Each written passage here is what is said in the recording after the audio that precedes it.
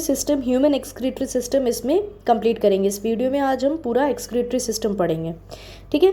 तो coming to excretory system, सबसे पहले एक्सक्रीटरी सिस्टम का मतलब क्या होता है? ग्रुप ऑफ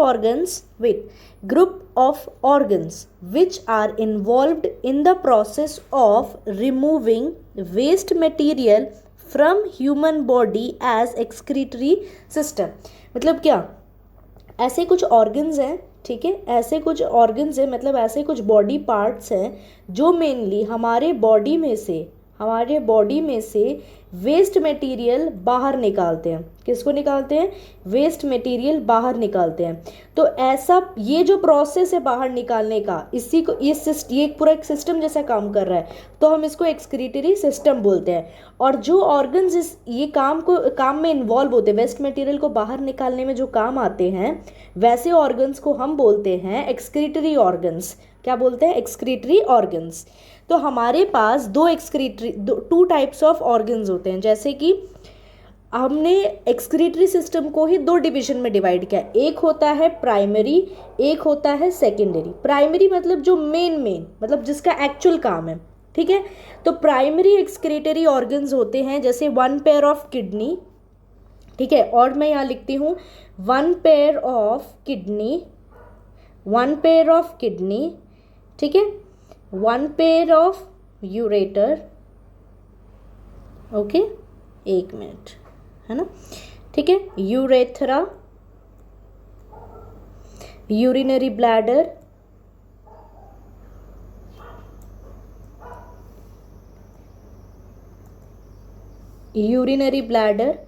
ठीक है। तो ये सारी चीज़ें आपकी आ जाती हैं प्राइमरी एक्सक्रीटरी ऑर्गन में। और सेकेंडरी एक्सक्रीटरी ऑर्गन्स में आपके आ जाते हैं स्किन जैसे पसीना, जो स्वेट हमें होता है, स्वेट में क्या क्या कंपोजिशन होता है आपका? वाटर होता है, सॉल्ट होता है, ठीक है। ये सारी चीज़ें क्या है, जो आपके बॉडी में से पसीना मतलब जो स्वेट निकलता है, दैट इज ऑल्सो एक्सक्रीटरी, मतलब आपका जो बॉडी का वेस्ट मटेरियल वो एज अ स्वेट के फॉर्म में आपके बॉडी में से निकल रहा है, ठीक है। नाउ यहाँ पे देखिए secondary excretory organ, skin, liver, lungs, ये सारी चीज़ें, ठीक है। यहाँ पे लंग्स कैसे काम करता है? लंग्स ऐसे काम करता है जब हम CO2 को हमारे बॉडी में से बाहर निकालते हैं, जो कि CO2 हमारे लिए एक वेस्ट मटेरियल है, तो उसको निकालना भी क्या है? वेस्ट मटेरियल, एक्सक्रीशन कर रहा है। तो एक्सक्रीशन कौन कर रहा है? लंग्स। वैसे ही स्किन, स्वेट, वैसे ही लिवर भी क्या काम करता है? एक्सक्रीटरी वेस्ट मटेरियल्स को बाहर निकालने काम करता है in the form of bile juices, ठीक है। और इंटेस्टाइन वगैरह जैसे लार्ज इंटेस्टाइन, स्मॉल इंटेस्टाइन वगैरह यूज होते हैं आपके फीकस, जो वेस्ट मटेरियल है, जो एंड प्रोडक्ट है, उसको बाहर निकालने में। अब टाइप ऑफ नाइट्रोजिनस वेस्ट क्या है? देखिए, टाइप ऑफ नाइट्रोजिनस वेस्ट मतलब जो एज अ ऑर्गेनिज्म, बहुत सारे ऑर्गेनिज्म हैं इस वर्ल्ड में, मतलब इस अर्थ पे, और हर ऑर्गेनिज्म का जो एक्सक्रीटरी प्रोडक्ट होता है वो अलग अलग कंपोनेंट के होते हैं, ठीक है, लेकिन सारे होंगे नाइट्रोजिनस वेस्ट, ओके, सारे क्या होंगे? Nitrogenous waste. जैसे कि कुछ ऐसे ऑर्गेनिजम्स है जो अमोनिया का excretory waste as a ammonia निकालते हैं, और ऐसे ऑर्गेनिजम्स को हम बोलते हैं अमीनोटेलिक। जब उनके वेस्ट प्रोडक्ट, जो उनका फीकस होता है, जो उनका जो एक्सक्रीटरी वेस्ट मटेरियल होता है, अगर उसमें अमोनिया मिलेगा तो वैसे ऑर्गेनिजम्स को हम बोलते हैं अमीनोटेलिक। वैसे अगर यूरिया मिलेगा तो यूरियोटेलिक, यूरिक एसिड मिलेगा तो यूरिकोटेलिक, ठीक है। अब देखिए यहाँ पे यूरिकोटेलिक लिखा है, अमीनोटेलिक लिखा है और यूरियोटेलिक लिखा है, ठीक है। ये यूरियोटेलिक, अमीनोटेलिक, यूरिकोटेलिक। तो यूरियोटेलिक में जो मतलब क्या एक्सक्रीट करेगा? यूरिया निकालेगा, ठीक है। जैसे एम्फीबियंस हो गए, मैमल्स हो गए, वेल, और एनिलिडा हो गया, स्पेलिंग गलत है, एनिलिडा हो गया, ठीक है। जैसे अर्थवॉर्म, तो ये earthworm being Annelida, earthworm in the class of, जो एनिलिडा में आता है, एनिलिडा वाले फैमिली में आता है, वो भी क्या एक्सक्रीट करता है? आपका यूरिया, ठीक है, इसलिए हम ऐसे एनिमल्स को क्या बोलते हैं, यूरियोटेलिक बोलते हैं। हमारा जो फीकस मतलब वेस्ट मटेरियल होता है उसमें भी यूरिया होता है, अमोनिया नहीं होता, यूरिया होता है, इसलिए हम लोग क्या है, यूरियोटेलिक है। वेल्स यूरियोटेलिक है, एम्फीबियंस मतलब फ्रॉग यूरियोटेलिक है। ठीक है, अब जिनके वेस्ट मटेरियल अमोनिया कंटेंट करते हैं, जैसे कि जनरली एक्वाटिक एनिमल्स में जो हमें अमोनिया दिखेगा, यूनिसेलुलर एनिमल्स के एक्सक्रीटरी वेस्ट में हमें अमोनिया दिखेगा, जैसे प्रोटोजोन। पिसेस मतलब क्या होता है, जिसमें सारे फिशेस वगैरह, मोस्टली फिशेस वगैरह इसमें इंक्लूड होते हैं, स्पॉन्जेस आते हैं, हाइड्रा आते हैं। और इसके एक्सेप्शंस क्या हैं कि क्रोकोडाइल रेप्टिलिया होने के बावजूद भी क्रोकोडाइल का जो वेस्ट मटेरियल है वो अमीनोटेलिक है। टैडपोल आ जाता है, टैडपोल लार्वा, फ्रॉग के जो बच्चे टैडपोल लार्वा, उनका भी जो ये होता है वेस्ट मटेरियल होता है, दैट इज ऑल्सो अमीनोटेलिक। अब यूरिकोटेलिक में वेस्ट मटेरियल क्या होता है बताइए, वेस्ट अभी बताया था, यूरिक एसिड। क्या होता है, यूरिक एसिड। तो uric acid as a waste material आपको किसमें दिखेगा, एव्स मतलब बर्ड्स, रेप्टाइल्स एंड आर्थ्रोपोड्स। समझ में आया? ठीक है, coming to the next slide.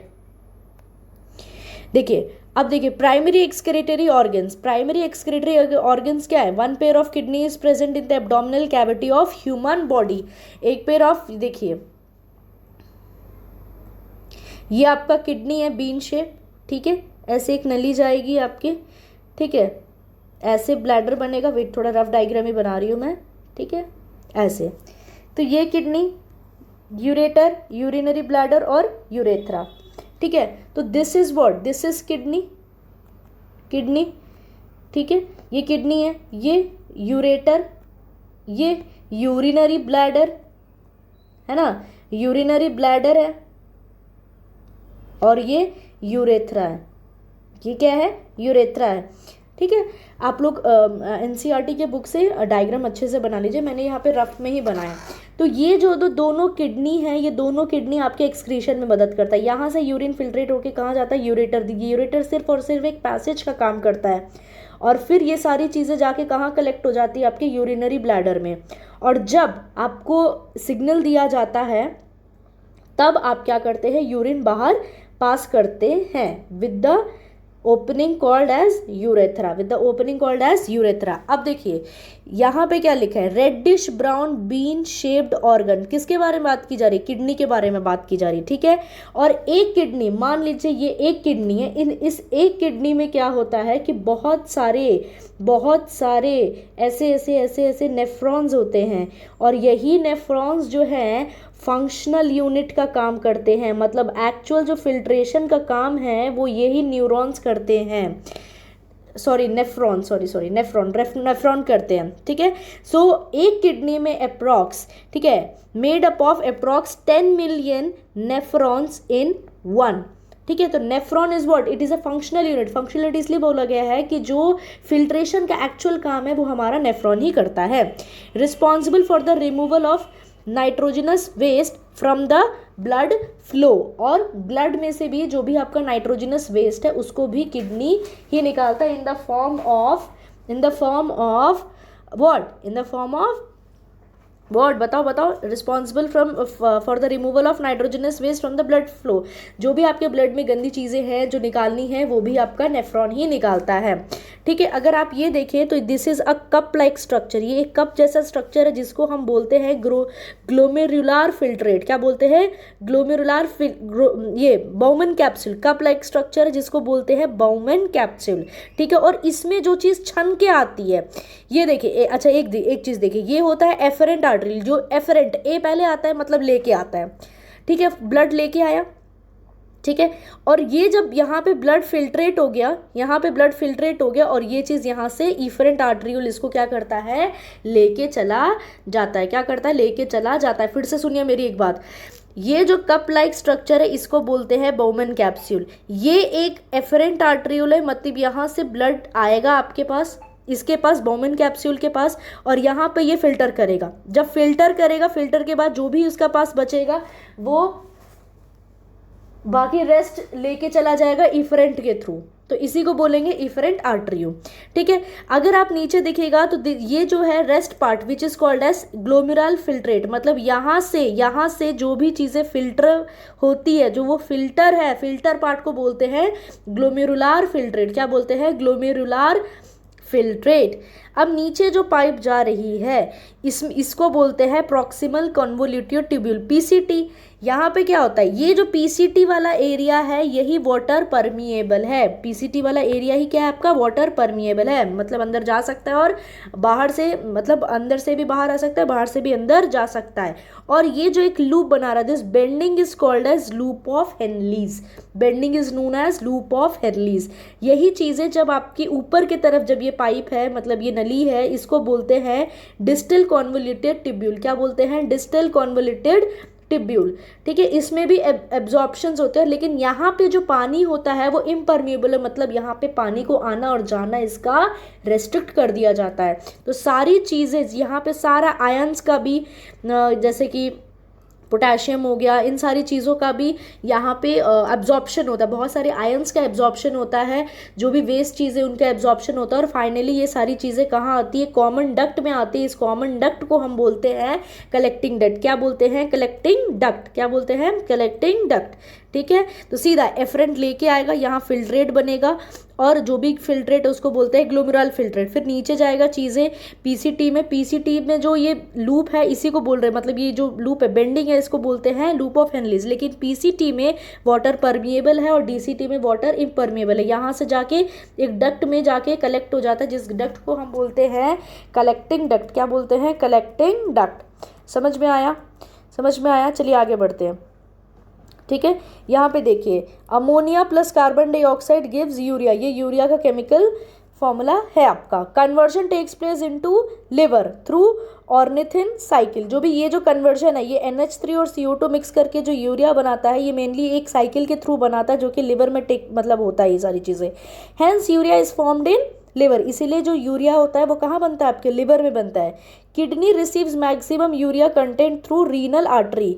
आप अगर NCERT के डायग्राम देखेंगे तो वहाँ पे एक रीनल आर्टरी का आपके पास लेबल्ड होगा, मतलब जो भी यूरिया लिवर में बना है वो किडनी रिसीव करता है थ्रू रीनल आर्टरी। किसके थ्रू करता है? Through renal artery. I hope समझ में आ गया होगा। ठीक है, चलो नेक्स्ट स्लाइड में जाते हैं।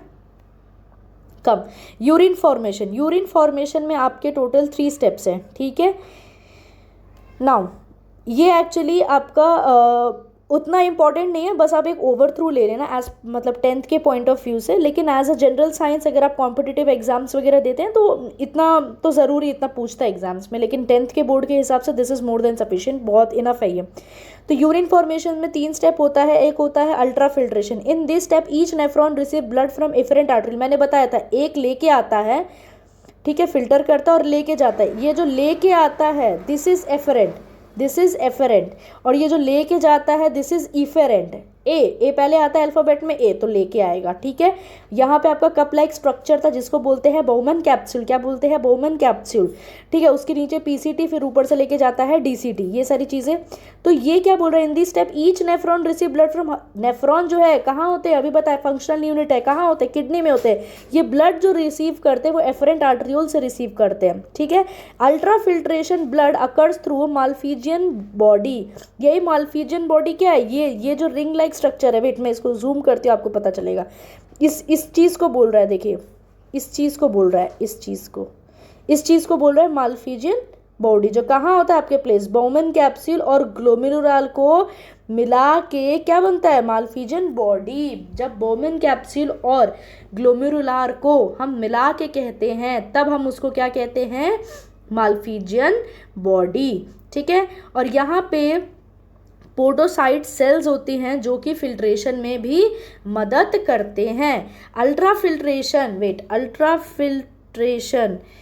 Filtration leads to separation of most of constituents of blood through Malpighian. बहुत सारी जो भी ब्लड में आपकी चीज़ें होती हैं वो मालफिजियन बॉडी के थ्रू ही सेपरेट हो जाती है। जैसे कि कुछ ऐसे एसेंशियल मटेरियल्स जैसे कि ग्लूकोज हो गया, सोडियम हो गया, पोटैश हो गया, क्लोरीन हो गया, etcetera get filtered into the nephron. और सारी चीज़ें फिल्टर्ड होकर कहाँ चल जाती हैं?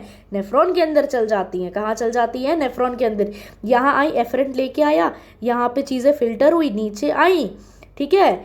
और यहाँ से जब फिल्टर होके इफरेंट इसको लेके चला गया, ठीक है, इस इफरेंट इसको लेके चला गया।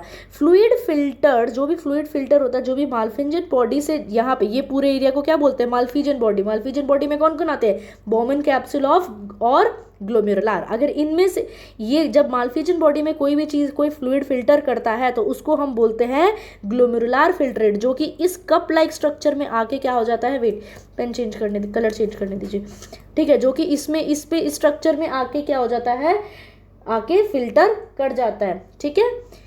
नाउ चलिए अब आगे पढ़ रहे हैं रीएब्जॉर्प्शन।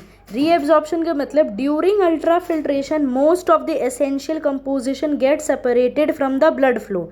जब फिल्ट्रेशन क्या हो रहा है, जब फिल्ट्रेशन हो रहा है, मतलब ब्लड का जब फिल्ट्रेशन हो रहा है, तो कुछ ऐसा क्या होता है कि जो एसेंशियल कंपोजिशन है वो भी कभी कभी चीज़ें सेपरेट हो जाती है। मान लीजिए यहाँ पे कोई चीज़, ब्लड, ये ब्लड जा रहा है, ठीक है, ये आपका जो है पैसेज है और इसमें ब्लड आपका जा रहा है और यहाँ से फिल्ट्रेट हो रहा है, ठीक है। तो क्या होता है, कभी कभी ये कुछ एसेंशियल चीज़ें भी इस पाइप के अंदर जा सकती हैं, तो वो चली गई मान लीजिए, तो आगे जाके पीसीटी डीसीटी का यही काम है, आगे जाके फर्दर क्या करते हैं ये लोग, रीअब्जॉर्प्शन करवाते हैं, ठीक है। और रीअब्जॉर्प्शन करवा के जो आपके यूरिन को क्या करते हैं, आपका जो यूरिन निकलता है उसमें तो एक भी एसेंशियल चीज़ें नहीं होती, इसलिए मल्टीपल टाइम आपका जो वो होता है, क्या बोलते हैं, एब्जॉर्प्शन होता है, वो होता रहता है। See during ultra filtration most of the essential composition get separated. जब अल्ट्रा फिल्ट्रेशन हो रहा होता है तो बहुत सारे ऐसे एसेंशियल कंपोजिशन है जो कि ब्लड फ्लो से सेपरेट होते हैं। So these essential composition get reabsorbed. जब एसेंशियल चीज़ें सेपरेट हो गई ब्लड में से, हो सकती हैं, तब ये जो एसेंशियल, मान लो ये सारी चीज़ें हैं, ये 4 चीज़ एसेंशियल है, ठीक है, और ये सारी चीज़ें नॉर्मल फालतू चीज़ें हैं, ठीक है। तो ये 4 चीज़ें, हमारा बॉडी ऐसा बना हुआ है कि ये 4 चीज़ें भी वो नहीं छोड़ेगा, वो इसको भी रीअब्जॉर्ब कर देगा। तो जब आप, ये पीसीटी है, फिर ऐसे जाके ये डीसीटी जाता है कि नहीं, ये पीसीटी है और ये डीसीटी है, ठीक है। तो ये क्या करता है, वापस से यहाँ पे क्या होता है, रीअब्जॉर्प्शन होने लग जाता है, जो भी एसेंशियल चीज़ें बचा हुआ है। और आपका जो यूरिन, जो कलेक्टिंग डक्ट में चीज़ें जाती हैं, वो एकदम कंसंट्रेटेड, मतलब बोलने का मतलब कि जो आपका यूरिन होता है वो उसके अंदर एक भी एसेंशियल चीज़ें नहीं होती है, ठीक है। तो इसका रीअब्जॉर्प्शन कौन करता है, इफरेंट आर्टरियोल करता है थ्रू वासा रेक्टा। कौन करता है, थ्रू वासा रेक्टा।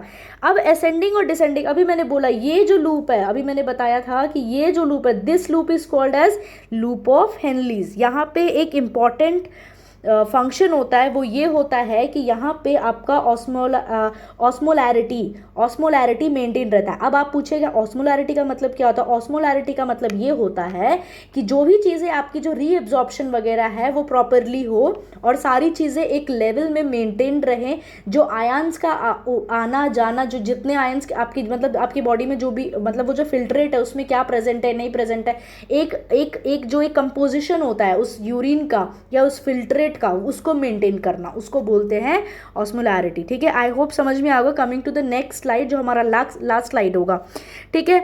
नाउ ग्लोमेरुलर फिल्ट्रेट रेट कितना होता है, 125 ml पर मिनट बनता है और एक दिन का 180 लीटर पर डे बनता है।